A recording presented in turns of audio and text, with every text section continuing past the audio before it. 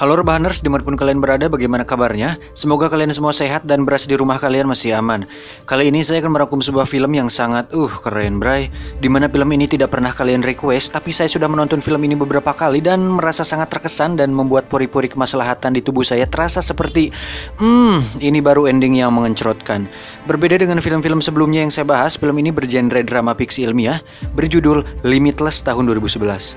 Dan saya pastikan film ini akan membuat IQ Anda bertambah sebanyak 0,5% jika Anda rajin belajar dan baca buku. Maka dari itu langsung saja kenakan handsfree, siapkan bantal, simetriskan posisi rebahan, selamat menonton dan check it out. Get it when I get back.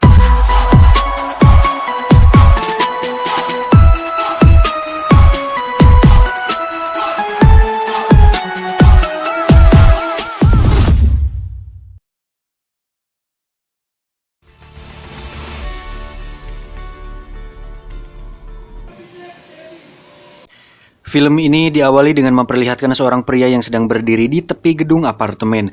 Terdengar di luar pintu apartemennya ada orang yang teriak-teriak dan sedang mencoba membuka pintu tersebut. Bisa diambil kesimpulan, pria ini sedang menghindari orang tersebut dengan menjatuhkan dirinya ke bawah gedung tinggi tersebut. Pertanyaannya, kenapa dia nekat melakukan itu?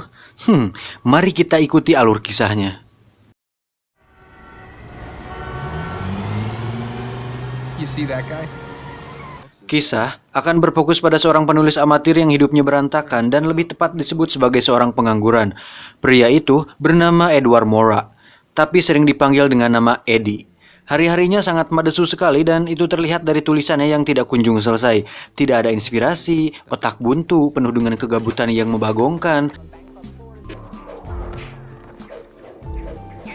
Tapi beruntung dia masih memiliki seorang kekasih yang selalu setia. Namanya Lindy. Ini dia. Dalam percakapan di restoran tersebut, mereka membicarakan tentang karir Eddie yang tidak jelas. Sehingga Lindy memutuskan untuk meninggalkannya karena kehidupan madesunya tersebut. I was your girlfriend. Eddie pun menyinggung masa lalunya perihal dirinya yang sebelumnya sudah pernah menikah dengan seorang wanita bernama Melissa yang sekarang sudah menjadi mantan istrinya. Tapi Lindy memutuskan Eddie bukan karena hal tersebut, melainkan agar Eddie mikir bahwa menjalin sebuah hubungan bukan hanya sekedar pengencrotan dan ketulusan, melainkan masalah cuan. Karena no cuan no makan, no cuan no jajan. Dan akhirnya Lindy pun pergi begitu saja.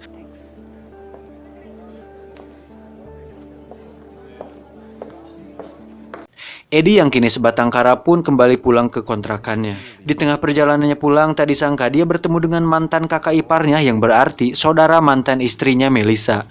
Namanya Vernon. Dulu dia dikenal sebagai seorang pengedar narkoba, namun sekarang katanya dia bekerja di salah satu perusahaan farmasi. Melihat Eddie yang hidupnya seperti seorang pengangguran tak berguna, Vernon pun menawarkan sebuah pil kecil berwarna bening.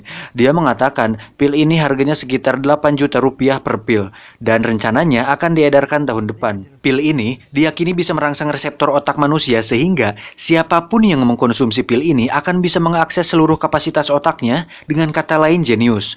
Oh no. You don't even know what it is. Awalnya Eddie menolak, tapi karena Vernon memberikannya gratis, dia pun menerimanya. Di tengah perjalanannya pulang, Eddie pun memutuskan untuk menelan pilnya. Karena dia pikir, ya sudahlah kagok edan gratis ini, dan dia pun menelannya. Kemudian Eddie naik tangga menuju ke kamarnya. Tak disangka di sana sudah ada si teteh yang punya kontrakan, dan Eddie sudah beberapa bulan tidak bayar kontrakan. Terpaksa Eddie harus mendengarkan omelan teteh kontrakan tersebut meskipun pikirannya tidak di sana. Dia pun terlihat seperti mulai ngefly karena efek obat tersebut. Dan tiba-tiba, anjir di sini nih kerennya, pilnya mulai bekerja di otaknya dan wow, Eddie pun mulai melihat segala sesuatu lebih jernih, cerah dan jelas.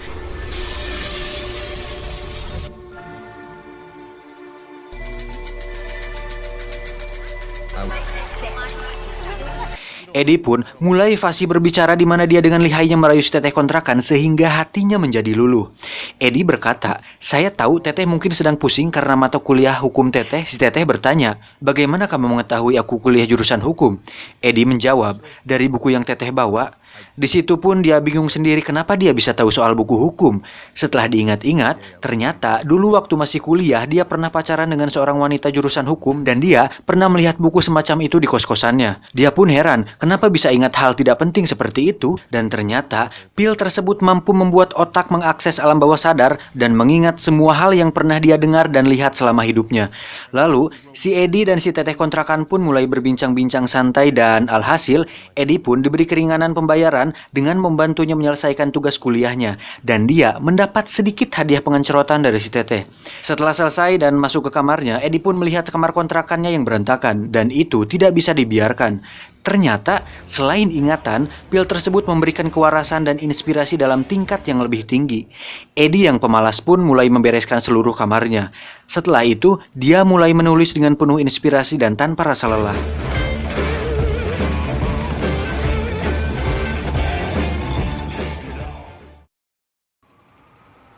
Into my brain. Esok harinya, dia sudah menyelesaikan tulisannya, dan penerbit pun menerimanya. Tidak lama setelah dia pulang, penerbitnya menelepon bahwa dia sangat amat terkesan dengan tulisannya. Dan ya, kita tahu apa yang akan terjadi selanjutnya. Eddie pergi ke tempat Vernon untuk mendapatkan pil kecil tersebut. Eddie pun mengutarakan tentang efek luar biasa setelah dia mengkonsumsi pil tersebut. Vernon menjawab bahwa pil itu akan bekerja secara maksimal jika orang yang memakainya pada dasarnya orang yang cerdas. Vernon mengatakan pil tersebut sebenarnya belum siap edar karena masih dalam tahap percobaan di laboratorium dikarenakan memiliki efek samping. Pil tersebut bernama NZT-48 atau NZT-48. Eddie pun sedikit terkejut. Tapi, karena khasiatnya yang luar biasa, Eddie tidak memperdulikannya. Sebelum memberikan pilnya, Vernon pun meminta tolong Eddie untuk mengambil pakaiannya di laundry dan membelikannya sarapan. Dalam hati Eddie, yowis lah nggak apa-apa, aku siap jadi pesuruhnya asalkan bisa mendapatkan pil itu dan kembali menjadi Eddie yang tercerahkan. Sure. Really be his errand boy. Saat kembali ke apartemennya Vernon, betapa kagetnya dia saat melihat apartemennya sudah berantakan dan menemukan Vernon sudah dalam keadaan luka dan tak bernyawa. Eddie yang panik kemudian menelpon polisi, lalu dia pun menunggu di sana. Di saat panik dan ketakutan, seketika dia sadar bahwa orang yang melakukan ini kepada Vernon pasti menginginkan sesuatu yang berharga, dan itu pasti pil tersebut. Dan pertanyaannya adalah, apakah mereka mendapatkannya? Dengan sedikit untung-untungan, Eddie kemudian mencari pil tersebut ke semua sudut yang mungkin tidak dijangkau. Dan akhirnya dia menemukan setumpuk uang, catatan, dan pil tersebut dalam jumlah yang cukup banyak. Tidak lama Inspektur Ladusing pun datang. Dan disinilah dia sekarang di kantor polisi. Eddie pun dimintai keterangan dan disuruh untuk menelepon adiknya Vernon yang tidak lain adalah Melissa, mantan istrinya. Karena dirasa Eddie kenal dekat dengan keluarga Vernon dan tidak ada bukti bahwa Eddie terlibat dengan kematian Vernon, Pak Ladusing pun mempersilahkan Eddie pulang. Di tengah perjalanannya pulang, Eddie pun merasa sedikit hariwang dan was-was ada orang yang mengikutinya. Tapi akhirnya dia bisa selamat sampai di kontrakannya. Kemudian dia menghitung uang yang didapatkannya dari Vernon, lalu meminum pil tersebut. Dan dari sinilah hidupnya akan segera berubah.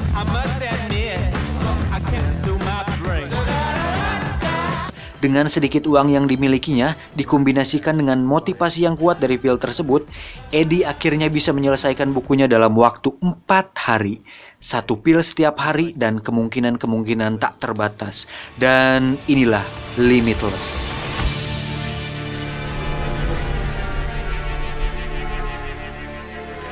Eddie pun langsung mahir memainkan piano dalam waktu 3 hari. Matematika yang dia pelajari waktu masih sekolah menjadi sangat berguna saat dia pakai untuk berjudi. Dan dia pun selalu menang.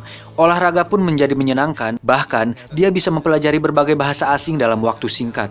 Dengan bahasa dan gaya bicara sempurna, Eddie berubah menjadi sosok pribadi yang menarik bagi siapapun. Bahkan, dia bisa mendiagnosa sebuah penyakit yang diderita tetangganya. Dan tiba-tiba, dia bisa mengetahui dan menguasai berbagai hal.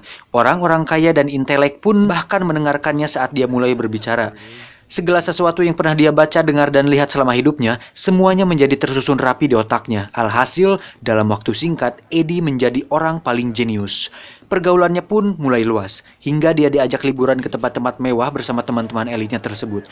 Di suatu titik, dia pun sadar bahwa dia bisa menjadi seseorang yang lebih besar daripada hanya menjadi seorang penulis. Dengan pil ajaib yang dia miliki, Eddie mulai mempelajari trading atau jual beli di pasar saham, dan dengan modal $800 atau sekitar 11 juta rupiah, dia bisa menghasilkan uang 28 juta rupiah per hari. Wancir! Dengan modal segitu tentu masih kurang dan masih sangat lama untuk menjadi kaya.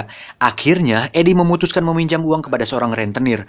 Rentenir tersebut memperingatkan jika Eddie tidak bisa membayar tepat waktu, maka tanggung sendiri akibatnya. Singkat cerita, Eddie pun diajak oleh salah satu teman orang kayanya bernama Kevin untuk bergabung di perusahaan sahamnya. Dengan modal besar yang dia miliki dan dengan dosis pil yang sudah ditingkatkan per harinya, Eddie pun mendapatkan uang dengan cepat dan berhasil menarik perhatian banyak orang termasuk Kevin. Eddie bahkan menjadi berita di halaman pertama pada sebuah majalah karena dia bisa menghasilkan jutaan dolar dalam waktu singkat. Dengan Eddie yang sudah berubah, Lindy pun diajak makan malam bersamanya di sebuah restoran Italia. Dan terkesannya Linda saat melihat Eddie fasih berbicara bahasa Italia dengan seorang pelayan di restoran tersebut. Dan nampaknya Lindy akan jadian kembali dengan Eddie. Dari sini bisa disimpulkan bahwa wanita lebih tertarik kepada pria yang lebih pintar dan banyak uang. Seketika, saya pribadi ingin menangis di pojokan kamar sambil meratapi nasib saya ini. Setelah makan malam, mereka berlanjut melakukan pengenceritan. Raos, beteng sebe, kanyut baseh. Suatu hari pada saat Eddie dan Lindy berada di luar, Eddie merasa seperti ada seseorang yang mengikutinya dan orang ini masih menjadi misteri. Singkat cerita, Eddie diundang pada sebuah pertemuan dengan seseorang yang tertarik dengan kecerdasan Eddie. Orang tersebut bernama Carl Van Loon. Beliau adalah orang besar dan sangat senior di bidang bisnis. Tujuan dari pertemuan ini adalah untuk mengetahui seberapa jauh Eddie memahami tentang dunia bisnis dan menentukan apakah Eddie yang dibawa atas nama Kevin layak untuk diajak kerjasama. Sehingga hal tersebut membuat Kevin merasa khawatir. Bro, lu yakin udah nyiapin kata-kata buat ngedevin Carl Van Loon? Lu yakin gak mau ditemenin? Eddie menjawab, santai bro, sebat dulu aja. Tidak lama Carl Van Loon pun datang. Tiba di meja, Eddie pun menjelaskan segala sesuatu yang sudah dia pelajari dan cara bagaimana dia bisa menghasilkan jutaan dolar dalam waktu singkat. Metode dan pengetahuan yang dia miliki membuat Carl Van Loon dan rekannya terkesan. You have a formula, Mr. Pierce. Delusions of grandeur. I don't have delusions of grandeur. I have an actual recipe for grandeur. Saat pulang, Eddie pun diajak satu mobil bersama Carl Van Loon. Di dalam mobil, Carl menunjukkan sebuah berkas saham besar-besaran dan meminta Eddie menganalisanya. Dan lagi-lagi, Carl dibuat terkesan, sehingga dia meminta Eddie untuk datang ke kantornya besok jam 10 siang dan menentukan apakah dia layak bergabung dengan Carl Van Loon. Eddie pun turun dari mobil. Sambil berjalan, dia pun terlihat senyum semeringah karena akhirnya bisa mendapatkan hatinya Carl Van Loon, karena Carl Van Loon adalah jembatan untuk Eddie meraih kesuksesan dan mencapai sesuatu yang lebih besar. Namun tiba-tiba dia melihat bayangannya di kaca dan merasa ada sesuatu yang aneh dengan dirinya. Saat mulai melangkah, sadar-sadar dia sudah berada di tepi jalan raya. There was another skip. Eddie bahkan tidak ingat jika dirinya sudah berjalan sejauh 20 blok. Eddie kemudian berjalan lagi dan sadar-sadar sudah berada di dalam sebuah klub malam.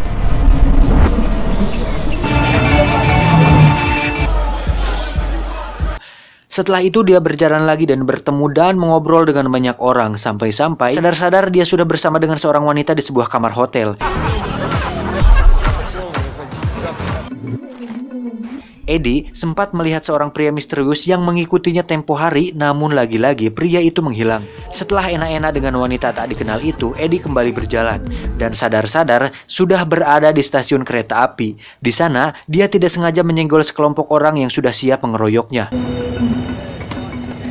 Don't know how to fight. Eddie yang tidak pernah belajar ilmu bela diri sedikit pun seketika mengingat secara detail setiap gerakan kungfu dan bela diri yang pernah dia tonton di televisi dan video di YouTube. Alhasil, dia pun berhasil mengalahkan orang-orang tersebut.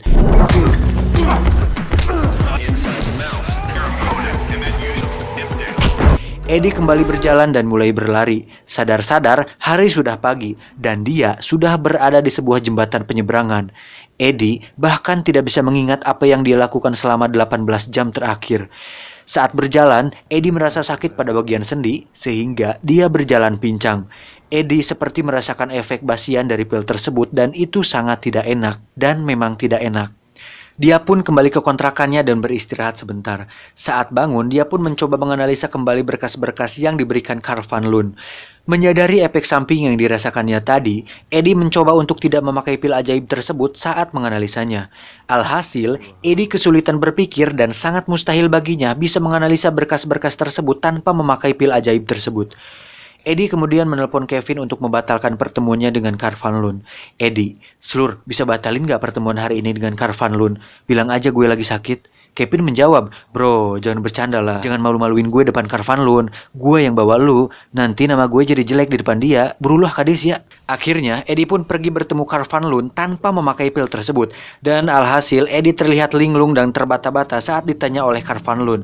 Di saat bersamaan, Eddie melihat berita di televisi yang memberitakan tentang seorang wanita yang ditemukan meninggal di sebuah hotel tadi malam. Dan wanita tersebut adalah perempuan yang melakukan pengenceritan bersama dirinya tadi malam. Eddie pun meminta izin sebentar untuk keluar karena mual dan dia pun muntah. Singkat cerita, Eddie kembali ke kontrakannya dengan wajah pucat dan lemas. Oke, sampai sini pasti Anda bertanya, apakah mungkin Eddie membunuh wanita tersebut? Atau mungkin ada orang lain yang melakukannya? Tapi siapa? Dan kenapa? Semuanya semakin rumit ditambah kondisi Eddie yang semakin melemah karena efek samping pil tersebut. Tiba-tiba ada telepon masuk. Ternyata itu Melissa, mantan istrinya. Dia mengatakan, "Eddie, apakah Vernon memberikan sebuah pil kepadamu? Jika iya, berarti kamu dalam bahaya." Eddie kemudian mengajak Melissa untuk bertemu sore ini. Sembari menunggu sore, Eddie pun memutuskan untuk memeriksa catatan Vernon untuk mencari tahu siapa saja pelanggan Vernon yang sudah memakai pil tersebut. Dan Eddie pun menelepon satu persatu orang yang ada di catatan Vernon tersebut. Dan terkejutnya Eddie saat mengetahui jika 3 orang di antaranya sudah mati baru-baru ini dan satu orang sedang berada di rumah sakit. Kemudian Eddie menelepon kembali nomor lain yang ada di catatan tersebut. Dan tak diduga, telepon tersebut tersambung ke seorang tepat berada di samping tempat duduk Eddie. Dan jika diperhatikan, orang tersebut mirip dengan pria misterius yang akhir-akhir ini mengikuti Eddie. Eddie pun secepatnya beranjak dari sana, tapi pria tersebut terus mengikutinya. Dan terjadilah kejar-kejaran antara pria tersebut dengan Eddie. Beruntung, Eddie bisa lolos dari pria tersebut. Dan akhirnya Eddie pun sampai di tempat pertemuannya dengan Melissa. Betapa terkejutnya Eddie saat melihat kondisi Melissa sekarang. Mereka pun berbincang di sana dan Eddie kembali dibuat terkejut saat Melissa mengatakan jika dirinya juga memakai pil tersebut 2 tahun yang lalu. Melissa mengatakan saat itu dia berhenti memakai pil tersebut karena mendengar kabar dari Vernon bahwa beberapa orang mati karena mengkonsumsi pil tersebut. Saat dia mulai berhenti minum pil tersebut, dia jatuh sakit. Dia merasakan sakit kepala, penurunan stamina, dan kesulitan berkonsentrasi lebih dari 10 menit. Melissa pun menyarankan agar Eddie berhenti memakai pil tersebut. Namun, Eddie dibuat dilema, karena jika dia berhenti sekarang, maka semua yang sudah dia capai saat ini akan lenyap begitu saja. Melissa pun pamit untuk pulang. Di tengah perjalanan, Eddie masih dibuat terkejut dengan apa yang akan dialaminya nanti. Dia kemudian mengambil pil ajaibnya dari saku untuk dia minum.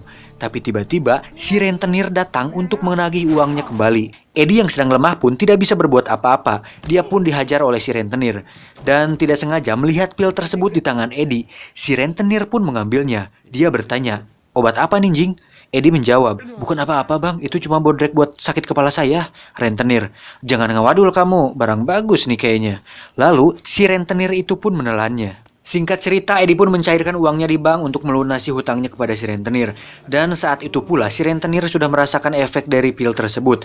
Dia mengatakan, "Obat apaan anjing, enak banget, gila, cabut lu dari sini." Dengan badan sempoyongan, Eddie kemudian pergi ke kantor tempat Lindy bekerja. Di sana, Eddie mengatakan semuanya dengan jujur. Eddie meminta tolong kepada Lindy untuk mengambil sisa pil tersebut yang dia sembunyikan di balik kerang di rumahnya Lindy. Lindy pun mengambilnya. Tapi saat di perjalanannya kembali ke kantor, Lindy menelepon Eddie bahwa dirinya seperti diikuti oleh seseorang. Dan ternyata itu adalah si pria misterius tersebut. Dari sini terjadi adegan kejar-kejaran antara pria tersebut dengan Lindy. Lindy pun berhasil sembunyi di balik batu, namun dirinya terpojok. Kemudian dia menelepon kembali Eddie. Eddie lalu menyuruh Lindy untuk mengambil satu pil tersebut dan menelannya. Eddie mengatakan pil tersebut akan berefek setelah 30 detik. Setelah itu kamu akan menemukan jalan keluar dari sana. Lindy yang panik tidak punya pilihan lain selain menerima saran dari Eddie. Dia pun menelannya.